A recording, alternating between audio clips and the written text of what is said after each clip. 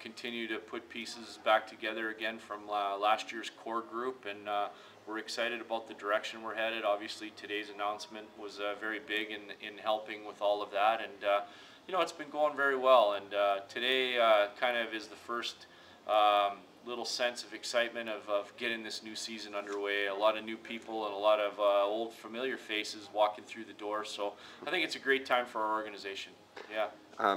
Is there anything different, I think, you're looking to see, through this off-season signing and building process that perhaps maybe you didn't see on the ice as a total package last season? Well, I think that there's always things that you want to look to maybe shore up. I mean, obviously, we fell a little bit short of our ultimate goal, winning the championship, but at the same time too, I think it's real important that we continue to keep the strengths of our hockey team, and a lot of that had to do with the character and the teammates that we had that really helped us accomplish what we did. So I don't think you want to mess too much with that, but at the same time too, I think you want to look to maybe upgrade in a few areas if you can, and hopefully we can make the right choices here and get this thing accomplished this year and year two.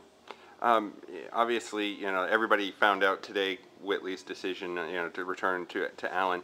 You, as a GM and head coach, have a little bit more insight. How much more time did you have with that knowledge? Well, it hasn't been much. It's pretty fresh. I mean, it's pretty fresh, and I really credit our organization, the front office people that come up with the idea, and I thought it kind of put a really kind of a cool spin on what we were trying to do. But I had known for a few days here with regards to Chris and what his intentions were. Obviously, we gave him some time to really consider what direction he wanted to go, and again, we're very, very excited to have him. He's a huge part of our hockey team on and off the ice, and it's a good day for the organization. Obviously with the strong run that you had as a team and some of the great games that he had during that playoff run, was there any interest from AHL level teams at all? Or? Oh, there definitely is, and still is. And the one thing about it though is it really it's a difficult position to advance in just because there's only two on a team, and so it's really kind of a timely situation, and it'll be a timely situation for him. Chris will get an opportunity in Cleveland to go to the American Hockey League camp there. How that turns out is really up to him, but at this point in time, he's going to have a legitimate chance, and that's really all he's asking for and all he wants, and it's what we hope for him too. I know another question I've been asked, certainly by the fans, and I wonder myself, is have you had any discussions with Justin Bauer so far, and is he considering options from the AHL as well? Yeah, Justin's a very motivated and determined hockey player, and his aspirations are really to try to advance, and we respect that, and we're giving him the time to kind of go through that whole process and really see what's available for him. Obviously, we're in communication, but Justin, we respect his desire to try to advance, and we're encouraging him, with that process, and hopefully we can be a part of that process. But at this point in time, things are just in the communication stage. Yeah. There's been lots of good news with names that everybody's familiar with, obviously, from the offseason. Whelan and Graham and et cetera. All of the players that have been announced have been strong keys from last season. David Nemo is a little bit of an unknown. Now, is he under contract for this upcoming season? Yeah, he's under contract, and he was one of the guys when we found out that Amarillo was going to cease operations that we really would like to bring into the fold. He's a big, strong body. He plays in the middle of the ice.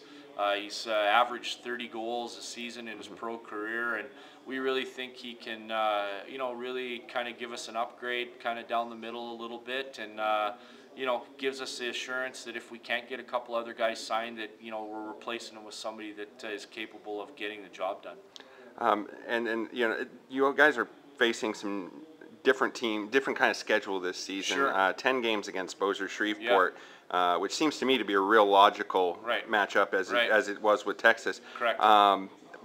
Do you think that's going to develop into a rivalry that's similar to that Texas Oh, there's from no as well. doubt, and you know, and I think a lot of it has to do with the way the two teams play. I mean, I think they're both very aggressive, and they both compete really hard. They're a very well coached and well prepared team and a motivated team, so that leads for some exciting hockey. And you know, that geographical, they've got fans there that love their hockey team, and now the ability for them to travel up here as our fans to be able to travel down there, I think it just really helps promote not only our organization but also just hockey in general.